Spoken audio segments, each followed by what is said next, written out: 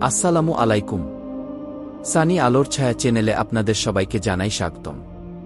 আজ আপনাদের একটি নতুন রোমান্টিক গল্প শোনাব। তো দেরি না করে শুরু করা যাক। গল্পের নাম চিঠির পাতায় ভালোবাসা। গল্পের বর্ণনা। বছরের পর বছর দূরত্ব, সময় আর ভুল বোঝাবুঝি দুজনের মাঝে প্রাচীর তৈরি করেছিল। কিন্তু পুরনো এক চিঠির খামে জমে থাকা অনুভূতিরা আবার জাগিয়ে তোলে সেই পুরনো প্রেমকে।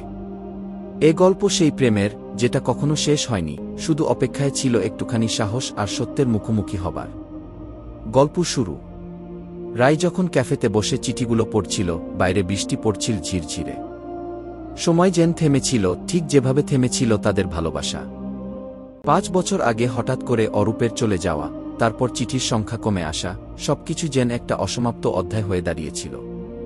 তাদের সম্পর্কটা কখনো খুব জোরে চেঁচিয়ে বলে ওঠেনি, বরং চুপচাপ ভালোবাসা ছিল সেটা।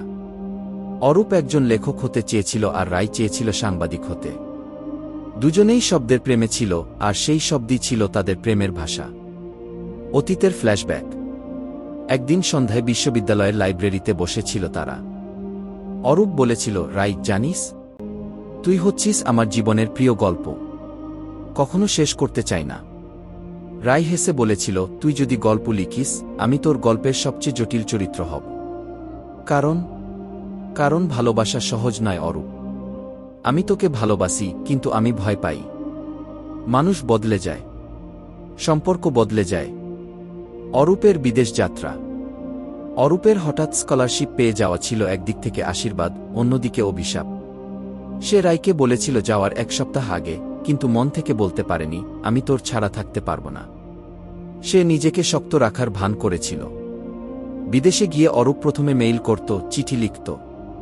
কিন্তু একটা সময় পর লেখাপড়া, নতুন পরিবেশ আর নিজের ভিতরের দোটানা তাকে ব্যস্ত করে তুলেছিল। তাছাড়া রায় কোনোদিন তাকে উত্তর দিত না, চুপচাপ ছিল। তাতে অরূপ ভেবেছিল রায় তাকে ভুলে গেছে। রায়ের দিক থেকে গল্প। রায় উত্তর দিত না, কারণ সে নিজেই দ্বিধায় ছিল। সে একবার এক চিঠির উত্তরে লিখেছিল, কিন্তু পোস্ট করেনি। সে কাঁদত, একা ছাদে বসে আকাশ দেখত, আর ভাবত, সে ফিরে এলে কি সত্যিই সব আগের মতো হবে। তার মা জানতেন না রায়ের ভালোবাসার এই দুঃখগাথা। একদিন মা বলেছিল, মেয়েরা শুধু অপেক্ষা করে না, তারা লড়েও করে। সেই দিন থেকেই রায় নিজের ক্যারিয়ারে মনোযোগ দিয়েছিল। এখন সে একজন ছোট পত্রিকার রিপোর্টার। কিন্তু অরূপের প্রতিটি চিঠি এখনও সে আলমারিতে তুলে রেখেছিল, ভবিষ্যতের জন্য। বর্তমানের মিলন। অরূপ যখন নীল চিঠি ক্যাফেতে ঢুকল, প্রথমে রায় তাকে চিনতেই পারেনি। ছেলেটা এখন অনেক পরিণত, চোখে ক্লান্তি আর মুখে অনুশোচনা। অরূপ বলল, তোকে অনেক চিঠি লিখেছিলাম, একটা উত্তর পাইনি।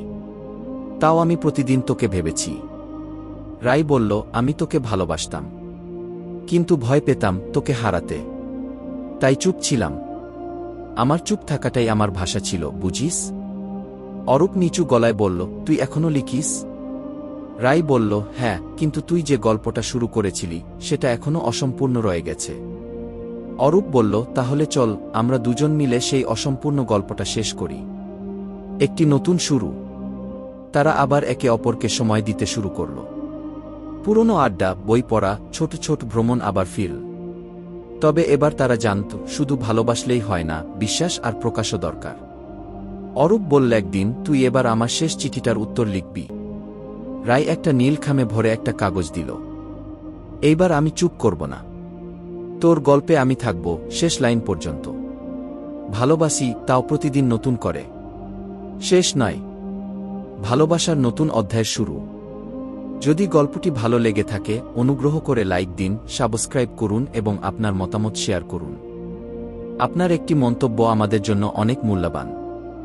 ভবিষ্যতে আপনি কোনো গল্প শুনতে চান, জানাতে ভুলবেন না। ধন্যবাদ।